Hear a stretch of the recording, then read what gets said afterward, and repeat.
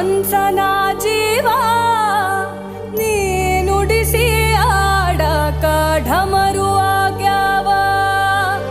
ಯಾಕ ಶಿವಲಿಂಗ ನಡೆಸುತ್ತಿ ಹಿಂಗ, ಏನೇನೂ ಇಲ್ಲಯ್ಯ ನಮ್ಮ ಕೈಯಾಗ. ಎಡವಿಸಿ ತಾಳ ಉರುಳಿಸಿ ದಾಳ ನಡೆಸಿ